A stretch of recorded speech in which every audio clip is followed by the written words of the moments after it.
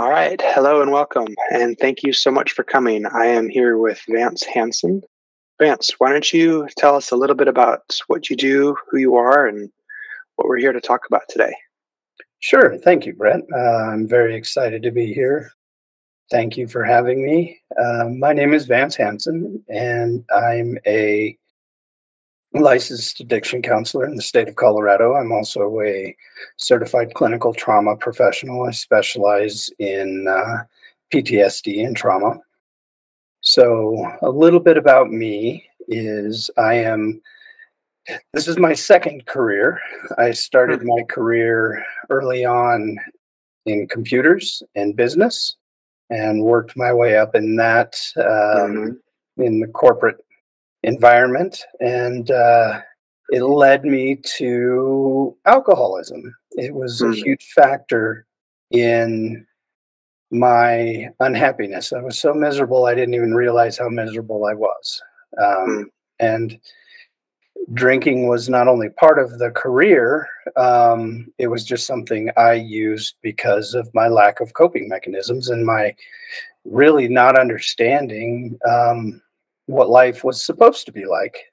So I went to treatment facilities multiple times before I realized who I really am and really want to be. And my last trip to treatment, I finally was able to begin to look at myself and separate the factors of why I was unhappy and what I didn't like about my life, and begin to look at who I am.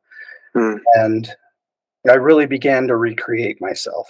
It was both, I tell people it was both terrifying and exhilarating at the exact same moment. I realized in one moment, I don't even know who I am. And at that very same moment, I realized, I don't know who I am. I get to pick. And I kind of took that as a challenge. And I took the mantra of don't say no to anything without a reason outside of substance use. And so I experienced so many things that I really never would have even experienced before. Art. I realized I love working with clay and I love sketching. Live theater. I experienced live theater and realized how much I love it. Live comedy, really live anything. Dancing, singing. And one of the things I realized was, hey, this career isn't for me. So having had the treatment experience and working with therapists, I decided I wanted to share that with other people. So I decided to go back to school, get my master's in psychology, and I did that. I worked at an adolescent facility in Colorado, a 6-month long-term adolescent facility through my internship, and it was an amazing experience. And got my license and started off in private practice.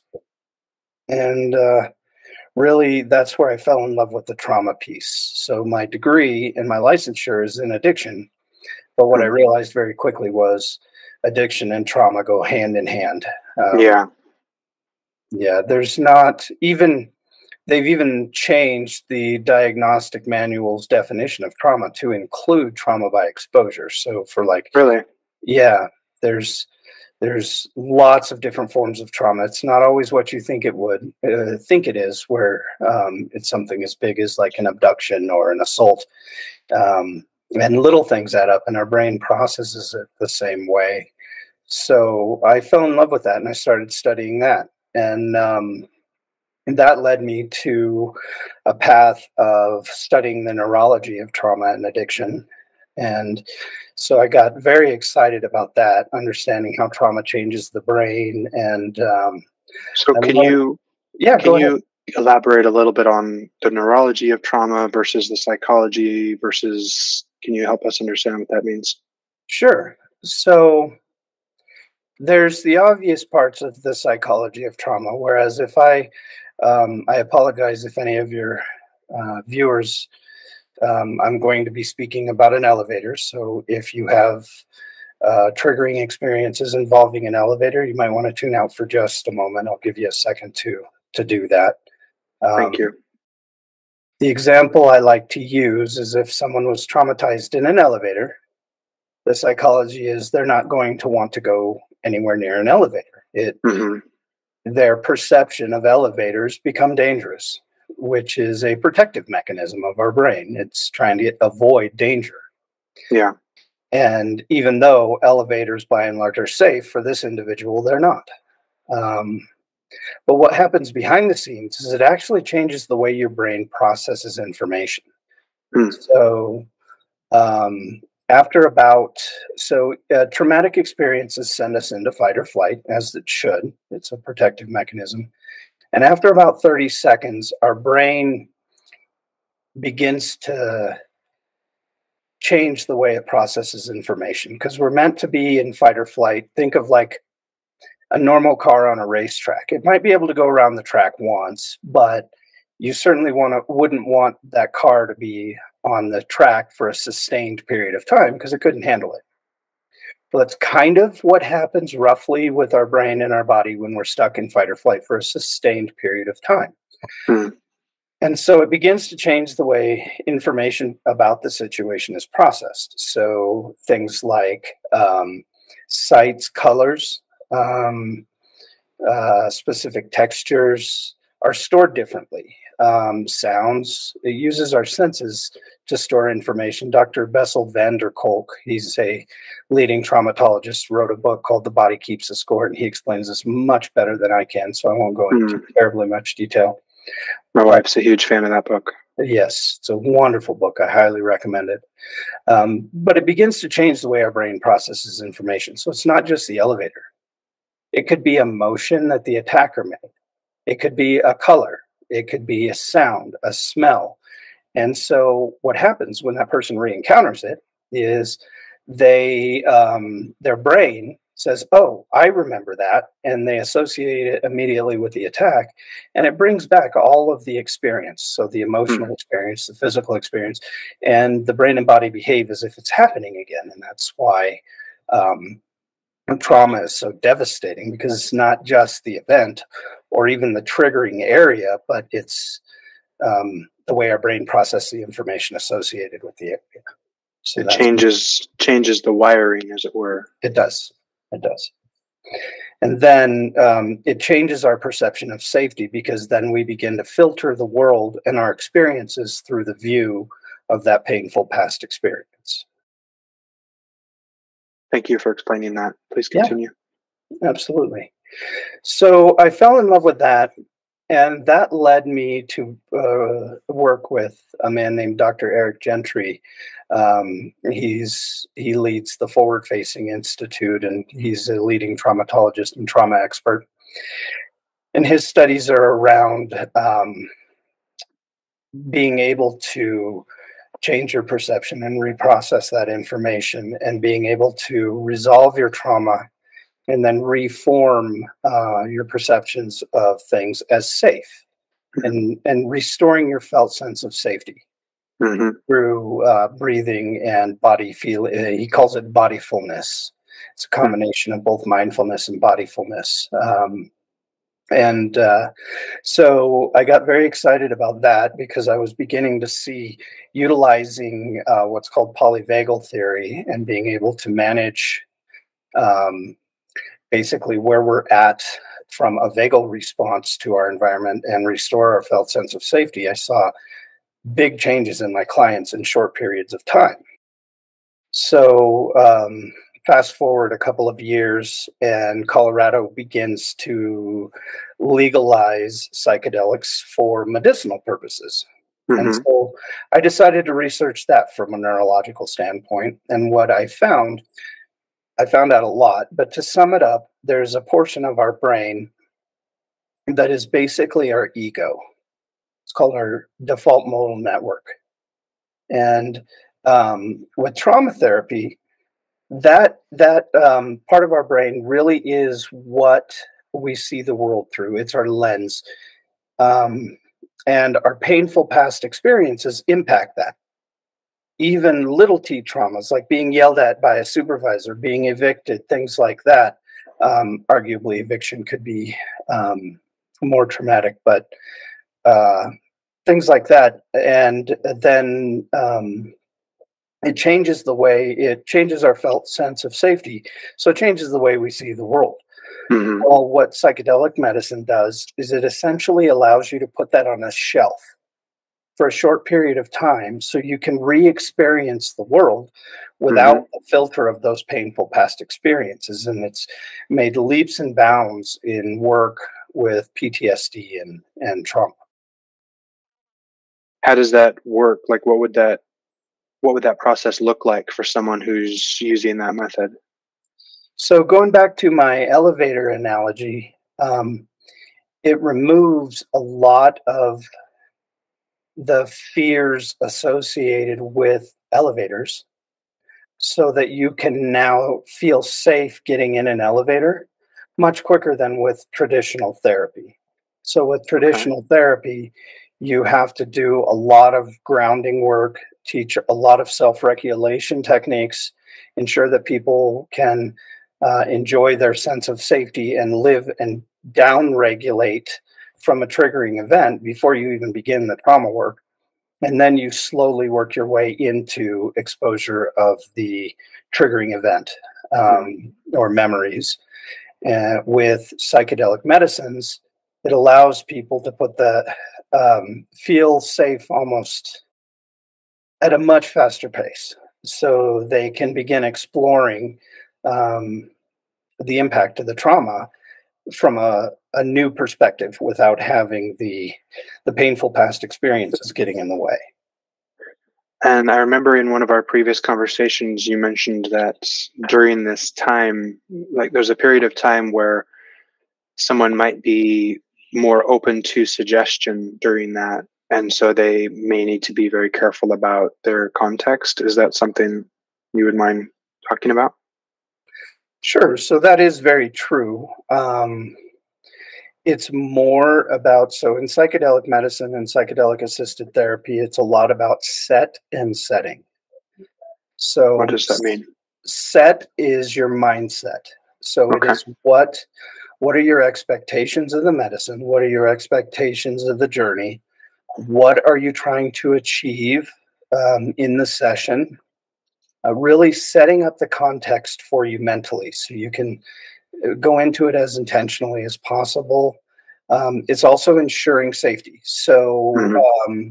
not just that I've done the pre work to make sure that I'm prepared for the session, but also that I haven't had any major influential events happening recently. So, if, for example, the night before I was fired, I don't want to I don't want to go into my session the next day to work on something specific because my mindset is off. I'm going to want to be able to process the loss of my job before I'm able to work with the medicine. So that's all factors into, and I'm overly minimizing, but those are factors into the mindset. Mm-hmm. It's really ensuring a safe and intentional journey. Mm-hmm. And then setting. So setting is equally important. So setting is the environment in which you will take the medicine. So setting is usually a setup space that you've ideally visited before, you're aware of, you're comfortable in. A lot of psychedelic assisted therapists will have a very comfortable area set up ahead of time. So either a couch, or some folks even use like cots or bedding, beanbag chairs, things that you can get very easily comfortable in, Mm-hmm. pillows, things like that. So the environment itself is set up to be lighting. It's very intentional on the part of the guide or the therapist to make sure that the individual is as comfortable as possible. Mm-hmm. Music is also a huge part of that. So there's actually several different universities have developed, and hospital systems have developed entire playlists for psychedelic journeys. Really? Yeah, I've found that those are helpful, very, very helpful. But I also like to include specific song requests in the playlist from the individual to make it more Mm-hmm. personal. So I almost always incorporate that. I like to use a lot of Native American music. a lot of drums and wind instruments, because the music can often carry people different directions within their journey. And so how does that work? So two different questions with those, if you don't mind. There's one, music can be so subjective in that. Is there, it sounds like you tend to cater that playlist towards someone's particular tastes. Is there anything like that that can like offset someone's journey if the music brings up some memories, or is it not that type of a music? Is it something that it's just kind of elevator music type of thing? So it definitely can. Music, like I said, has a huge impact on the journey. However, it's important that the guide or the therapist spends time understanding why the individuals choose the songs they choose, if they have an individualized playlist, so that they're aware of anything ahead of time. And it's certainly okay to suggest either for or against certain things based on the reason the client selects them. And a lot of earth tone music, just in general, is helpful. So I suppose elevator music isn't the best term, but background music that is soothing, similar to like a spa. Soundscapes. And do you use psychedelics in your practice? Not currently, but I have in the past.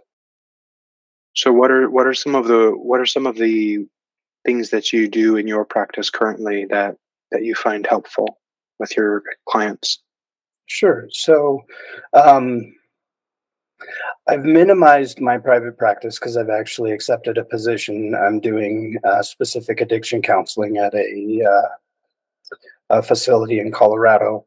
But for my private practice, I utilize a lot of polyvagal theory-based stuff. So a lot of restoring felt sense of safety, just in general with clients, because I believe to some degree we've all spent too much time in fight or flight, and that learning how to shut that off is powerful in and of itself. And I've found great results with clients along that, specifically with anxiety-based disorders.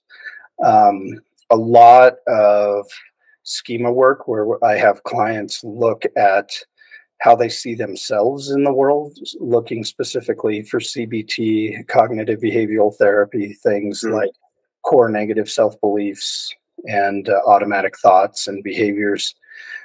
I believe also, and I've seen results with my clients, that once you become, and this is a core tenet of CBT, once you become aware of the negative thoughts and the behaviors, you're then empowered to choose whether you want to keep it, change it, or throw it away. And then you can do the work specifically based on that. It's kind of restoring their power to choose as opposed to being more automatic. Okay. So if someone is watching and they are wondering whether or not they might need this type of practice or these techniques, what might someone be experiencing in their life that might clue them in to pursuing help in your type of practice? Excuse me. I'm going to take a sip of my water.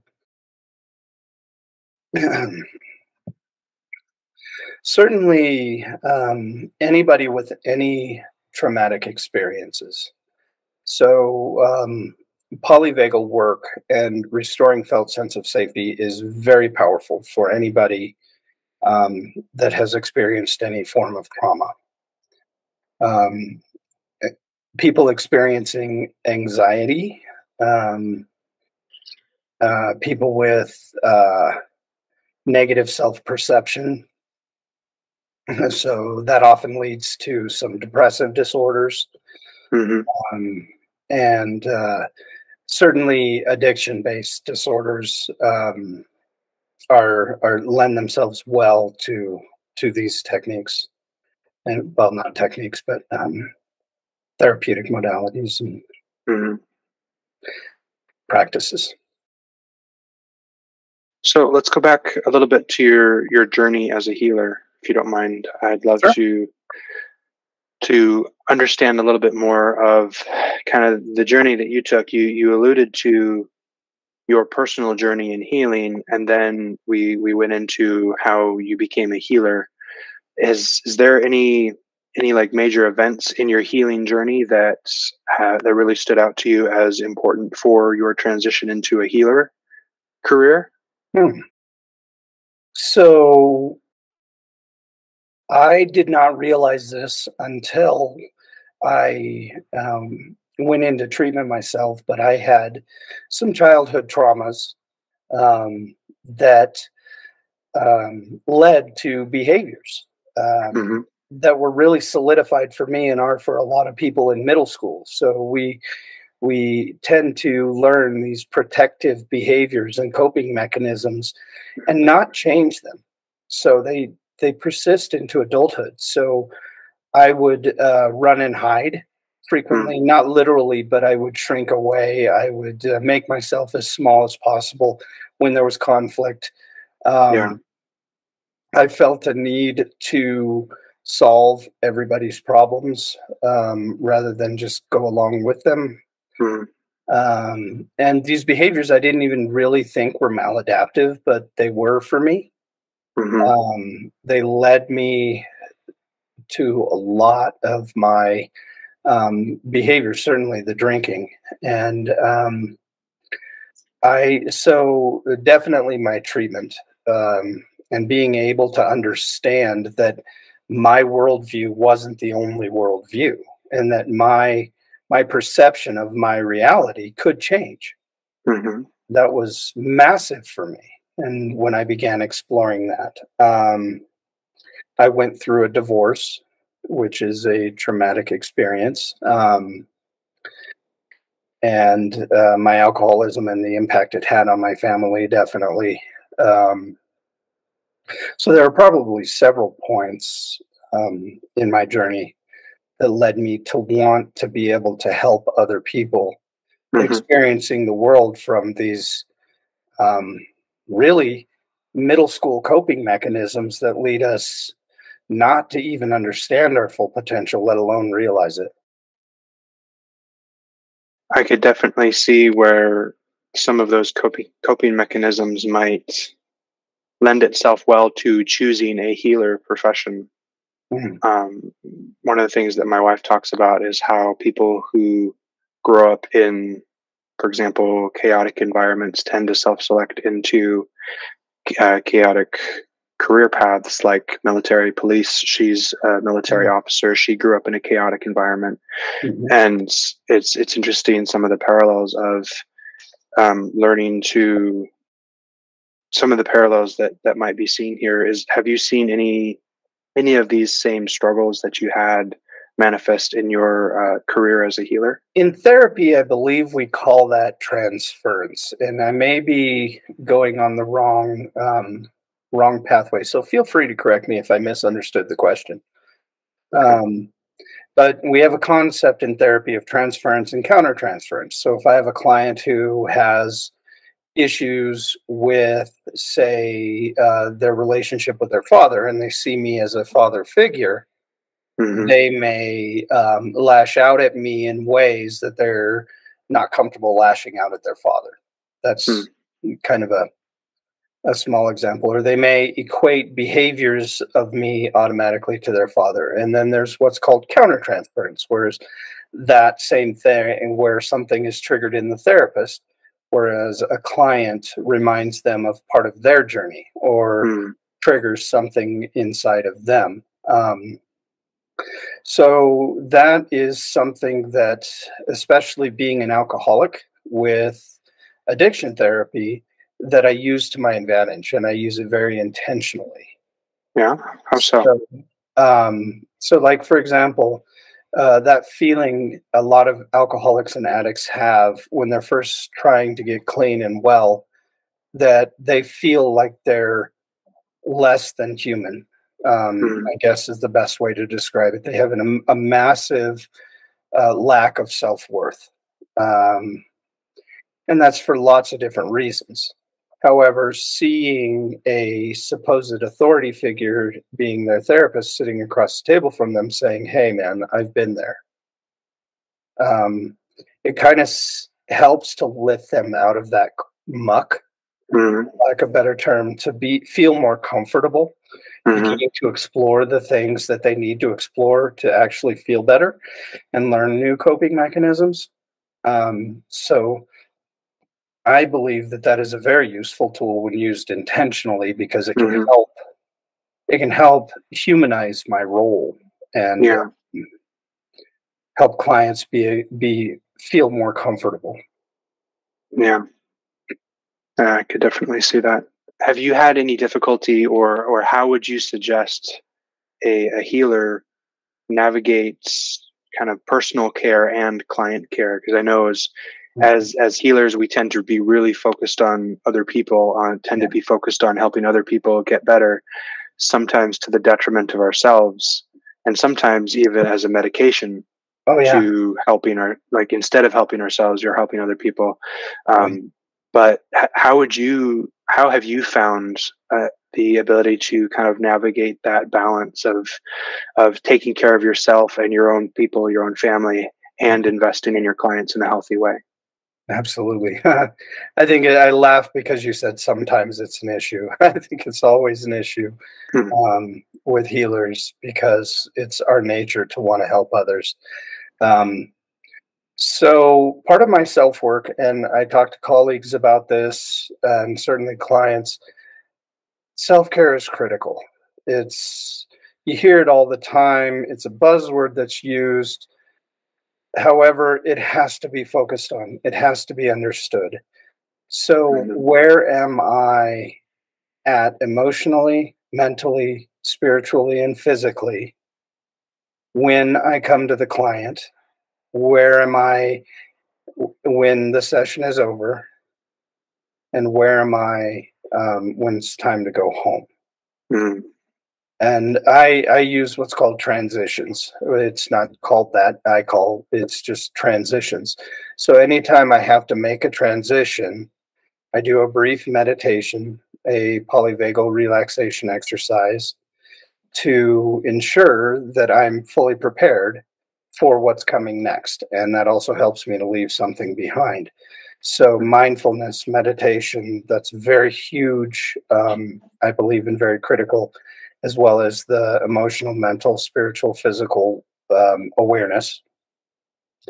And then just giving yourself permission to have fun, I think, is critical. So if you have to schedule it in, but do the things you enjoy. Our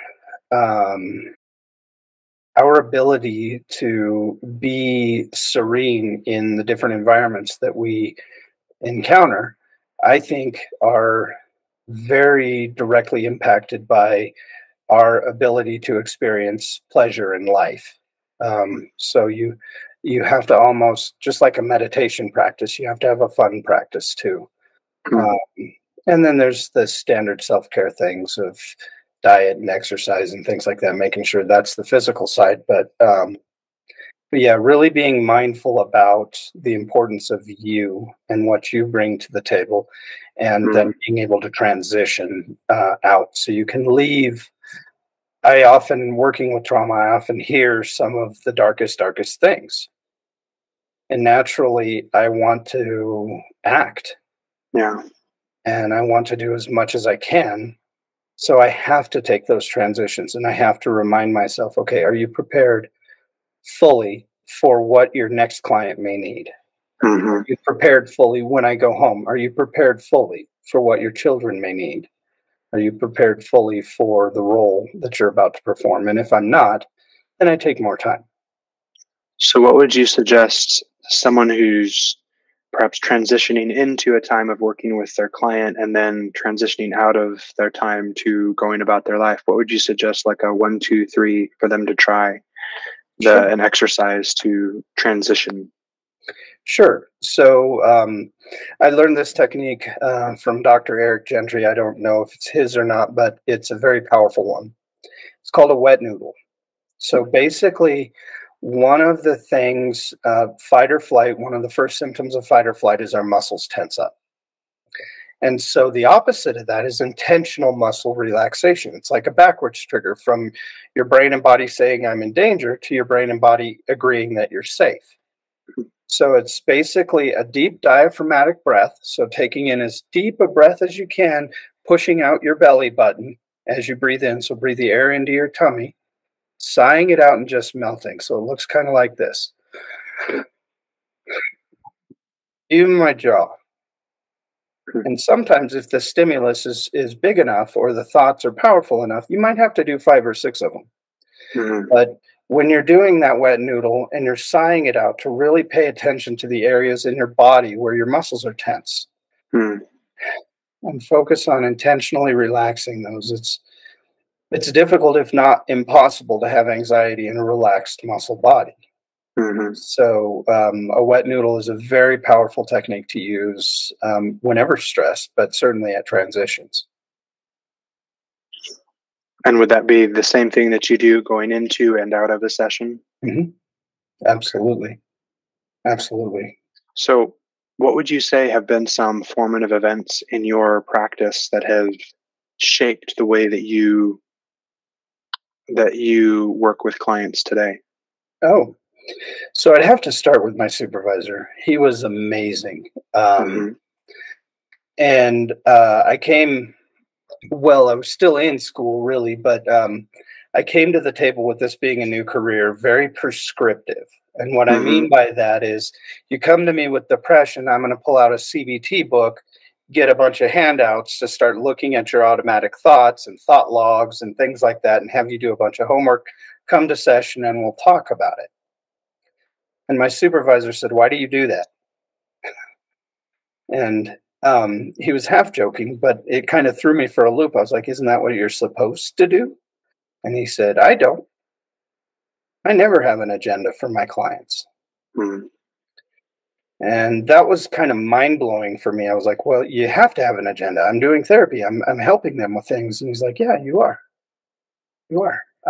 But can't you figure out their needs by asking questions and by just sitting with them and letting them talk? And so he kind of guided me and taught me his techniques on how to do that.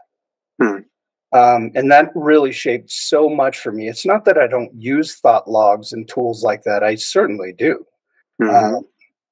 Trigger logs, thought logs. I use a lot of trigger logs. But that's not the centerpiece. It's not like if I have a headache, I'm going to take Advil and feel better. It's what's presently bothering them. So now I start my sessions with, how was your week? Tell me about your week.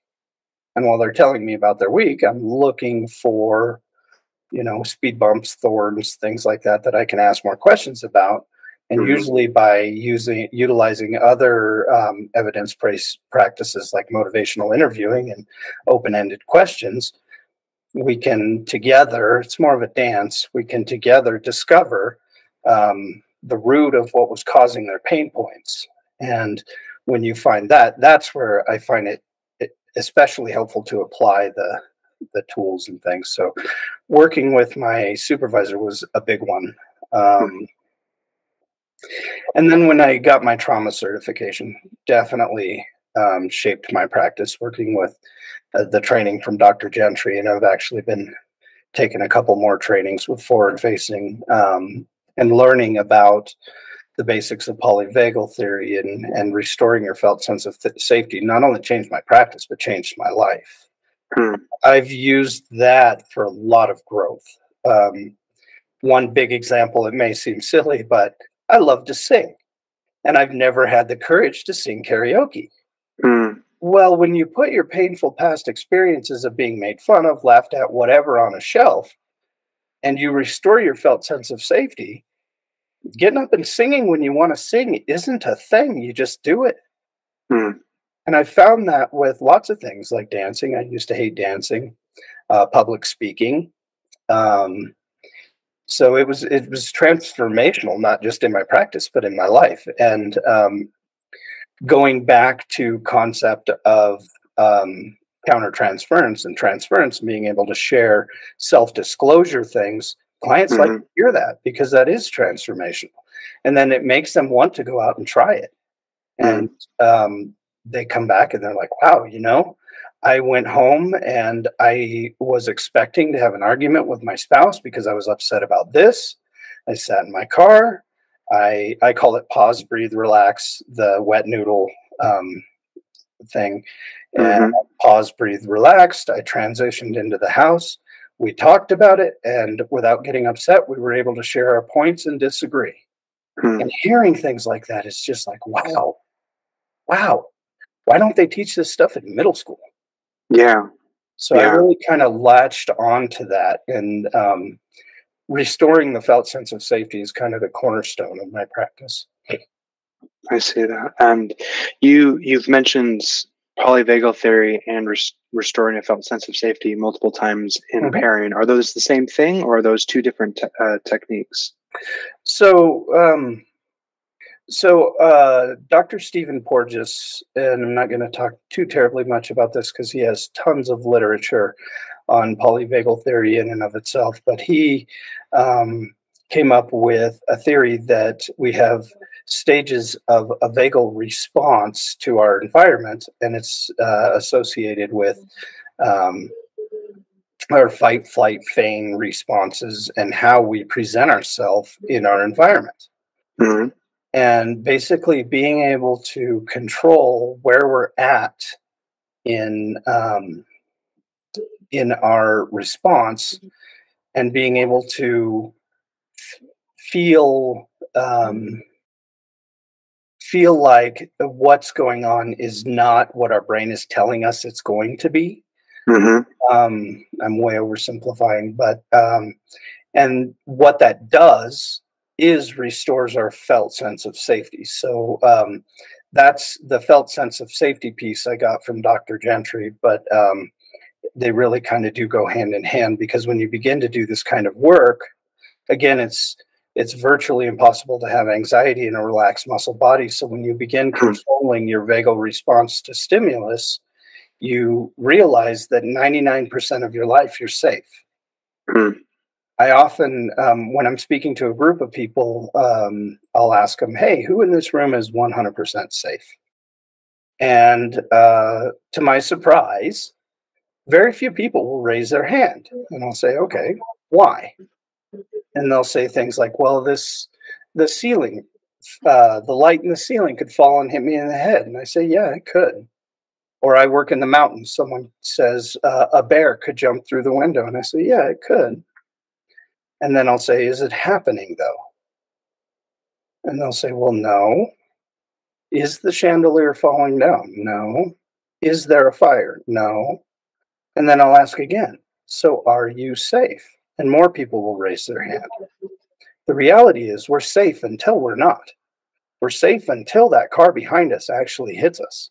We're safe until the light falls and hits us in our head. We're safe until we're not. But because of our painful past experiences, our brain is constantly interpreting our environment as unsafe. And so it's interesting. I was just at a chiropractor, and he and I were having a conversation about how the body expects pain in a certain movement, and so will automatically, unconsciously restrict movement there. And so you'll either feel pain, or you will feel stiff and unable to move in that direction. It sounds like this is somewhat similar to what you're saying. It is. That's a psychosomatic reaction, and yes. So yeah, absolutely. When I'm expecting my boss to yell at me, or when I'm expecting to be in trouble, when my boss says, hey, Vance, we need to chat, he may be wanting to give me a raise, but that's not where my brain is going to go. My brain is going to start evaluating every possible mistake I've made over the past few weeks, trying to examine ways I can talk about it, and I'm going to be an anxious ball of nerves. I've absolutely been there. Yeah. But when I can tell myself, I have no idea what my boss is going to say, and I just analyze my sensual facts, what is coming in right now from my five senses, not what my brain is telling me is going to happen, I can put that on a shelf and say, no, I don't know that. I am safe. And I might even be able to actually change my response to one of excitement. Oh, my boss wants to talk to me. I'm important, as Mm, opposed to a fear-based response. mm, That's a powerful thing if you think about it, with all of your painful past experiences and the filter you see the world through, being able to shut that off and re-examine from an I'm safe perspective. I don't know what's happening, and my five senses are telling me that what I think is going to happen is not happening. I'm going to mhm. lead with facts. We live in a much safer world. Yeah. And people would not be responding in fight or flight so much Yeah. because, like you said, if most people are safe 90% of their life, Hmm. then I'm not going to be acting out that fight or flight 90% of the time. And Yeah. if that's everyone, then that would significantly reduce the amount of conflict that we have in the world. Yeah. Absolutely. Mm, Absolutely. Um, we believe that bad things are going to happen to us again because they've happened to us in the past. And they may yeah. never happen again, but we're behaving as if they're happening right now. And even though I like to think about like the utility of thinking a certain way, whereas that might happen, but does it help me to think about it happening? Yeah. Another technique I use with my clients is yes and acknowledgments. Mm, So we often have intrusive thoughts, and you can't fight thinking with more thinking. yeah. So if you've ever had trouble falling asleep, worrying about the thing you didn't get done today or the thing you have to do tomorrow, you're aware that you can't go to sleep by telling yourself, I should be asleep. Yeah. Um, However, if you acknowledge that, yes, I didn't complete that report or whatever it is. And right now I want to rest. Yes, I didn't complete that report. And right now there's nothing I can do about it. Mm, If you do a yes and, so acknowledge the thought and redirect to something factual. It's yeah. very helpful redirecting things you're afraid of too. So, yes, my boss, going back to my example of my boss earlier, yes, my boss has asked to see me, and that scares me. Hmm. And for now, I have no idea why my boss wants to speak with me. Yes, my boss wants to speak with me, and there's nothing I should feel worried about because I do my job to the best of my abilities, Mm, utilizing the yes and technique. that's awesome. So let's say someone is just starting off, like perhaps they haven't even taken their first step in their own healing journey in pursuing some kind of processing their life, improving their life, anything like that. But they're looking around. They've already taken the first steps we've talked about. Of they see that something is going on. Mhm. What might be the first two or three steps that someone might take in their life to start that journey from the point of noticing that there's an issue to doing something about it? So, this may sound like a canned answer, but I believe get a therapist right away. And the reason I say that is in school, we learn how to use numbers, we learn how to use letters, we learn all sorts of things about history and things. But what we don't learn naturally is how our brain and our emotions work together. Mm, And a good counselor or therapist is trained in that. So they can help you see the forest through the trees and understand why you're behaving the way you are and why what bothers you is bothering you. mm, And once you begin going back to my earlier point about regaining the power to choose, once you become aware of that stuff, then you can choose what to keep, what to change, or what to throw away. And it becomes more intentional. Not mhm, every behavior you're going to want to change. Even if it's not the greatest, it may be something that you decide not to work on, and that's okay. But once it mm, becomes intentional, you're no longer just, at the mercy of your painful past and how you've learned to cope.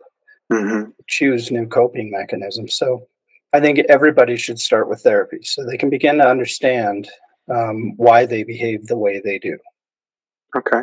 Um, And do they just Google therapist? Do they like what would they do to just start off that journey to sure. to find to find the right therapist for them? So I think let me first and foremost say it's not a marriage. So when someone finds a therapist or a counselor, if they're not a match, if that therapist or counselor is offended that they're not a match, then they have self work to do. Our goal is for you to get well, not to be the one to make you well.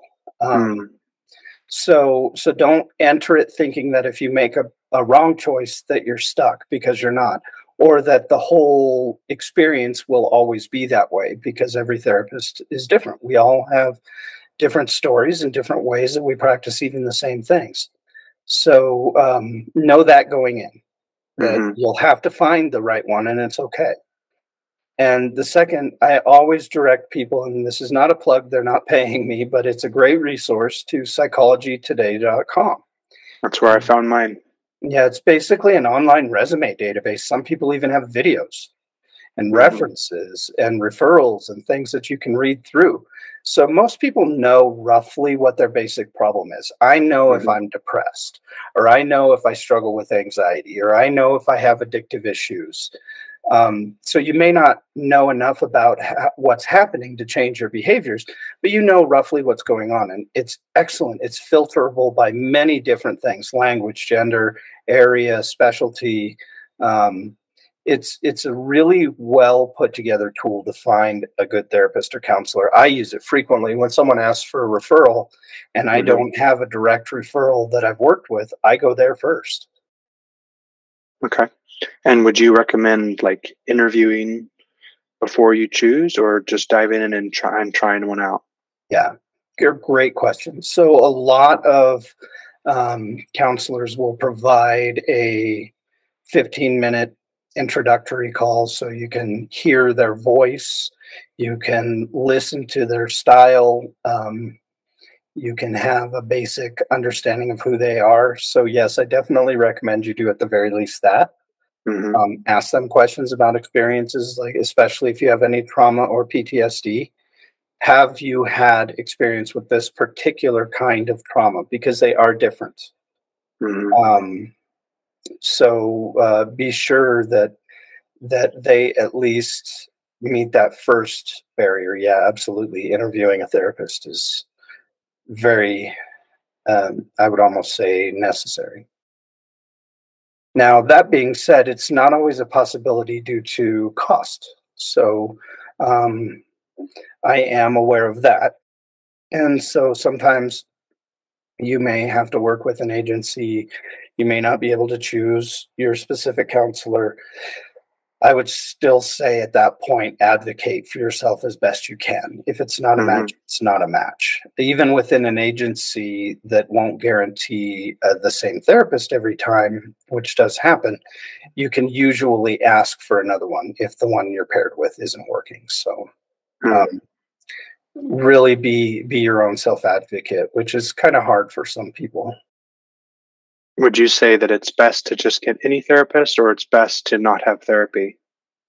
Oh, wow, that's a powerful question. It's definitely not best to get any therapist, because most therapists will tell you the therapeutic relationship is paramount to any progress. Mm, If I don't trust my therapist, I'm not going to share information with them. If I think they're judging me, I'm not going to talk about certain important things. It's critical. The mm, therapeutic relationship is.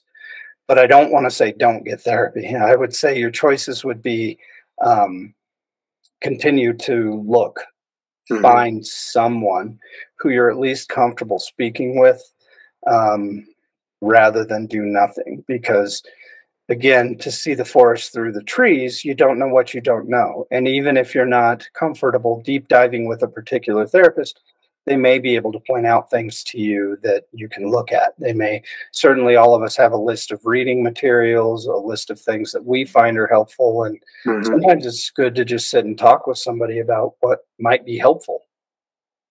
And I also remember on Psychology Today, they had, I believe, uh, a filter for who offered who offered uh, counseling virtually Mhm. versus in person, Yeah, and that would also open up a lot of options for someone who might not find the resources locally for a walk-in appointment with someone, but they might be able to do it online yeah, with someone within their price range and who matches with them.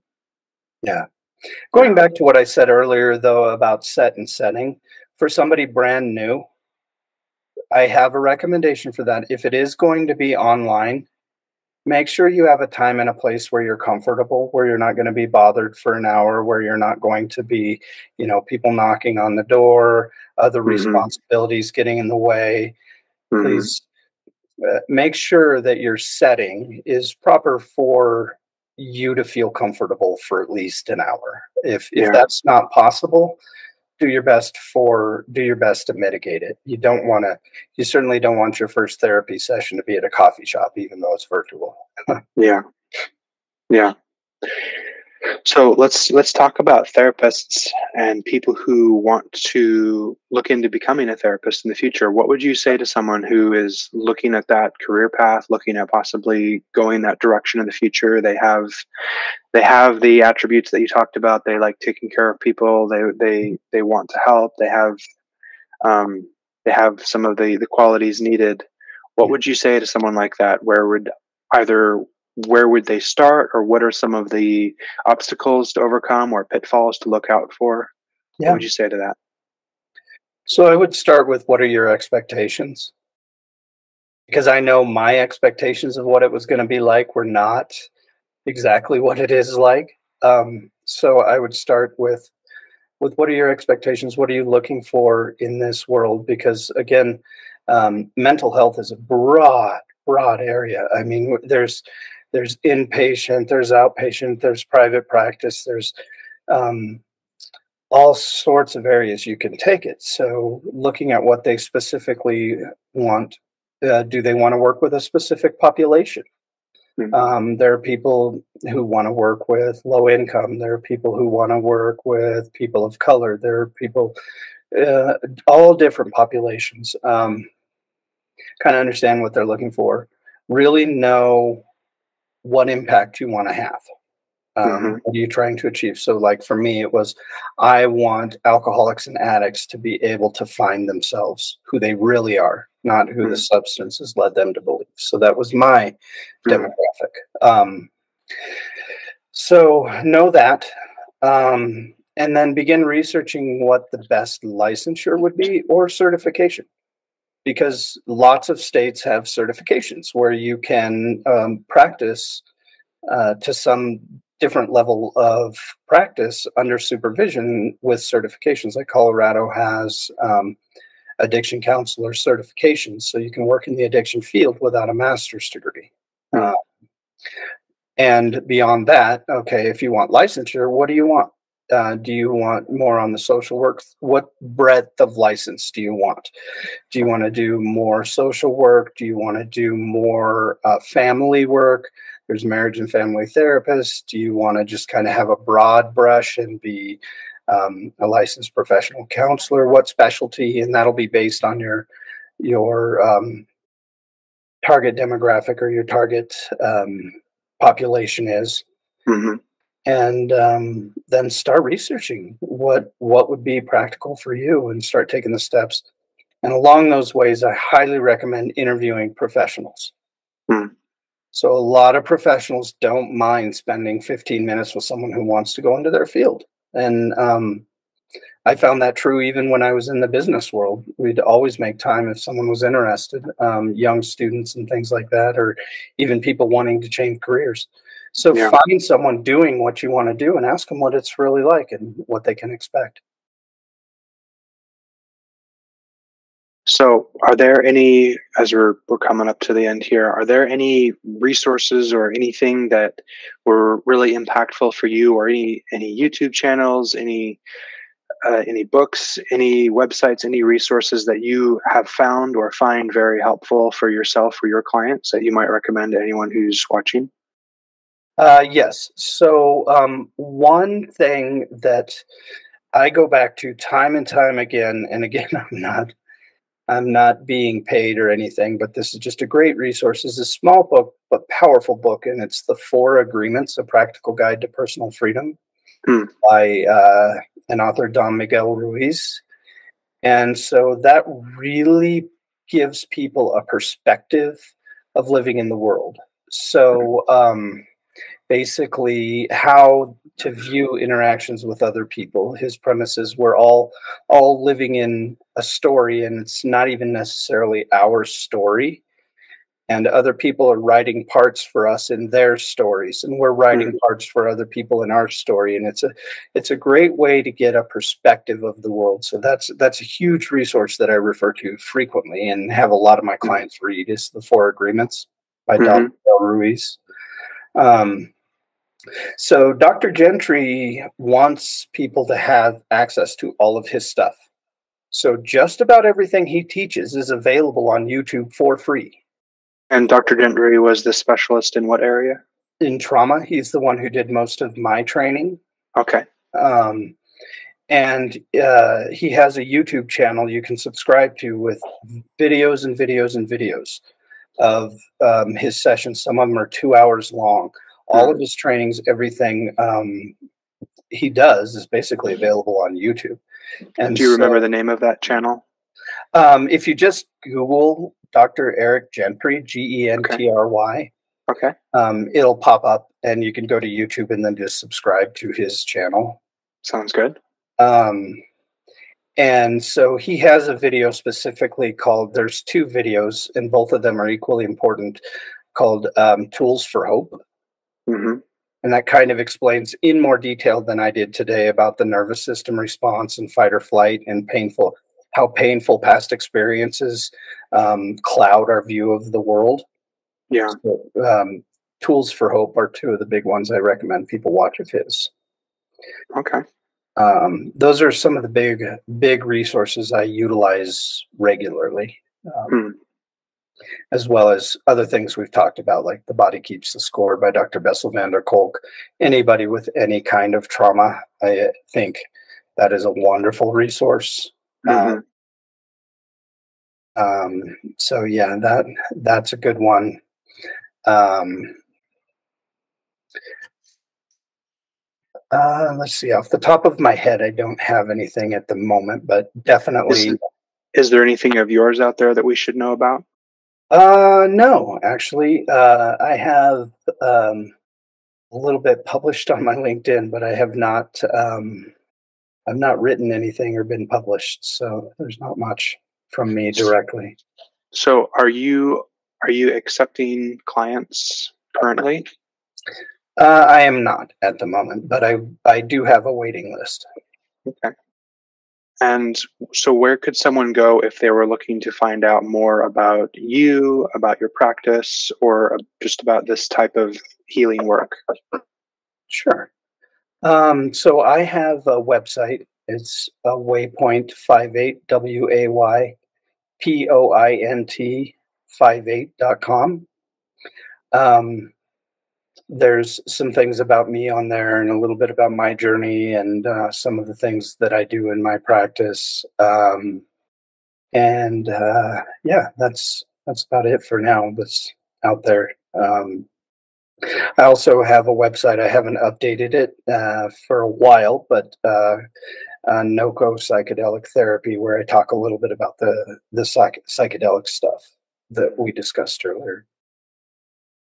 So is there any major points, either of healing, of your journey, of your practice, anything that we might not have covered as much as you wanted today that you want to make note of and leave our listeners with? No, I just really want to go back to the power of pause, breathe, relax. It really can be this one tool, life-changing. Pause, breathe, relax is really as simple as the pause is just knowing I'm triggered. Something has happened and I'm having an emotional response to it. I'm off right now.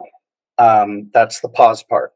The breathe is that diaphragmatic breath. So then I'm going to take a breath into my belly, And the relax is sigh it out and melt into a wet noodle. So pause, breathe, relax. Whenever you're triggered, if you can train your brain to pause, breathe, relax instead of react, there's a lot of self-control and power in that.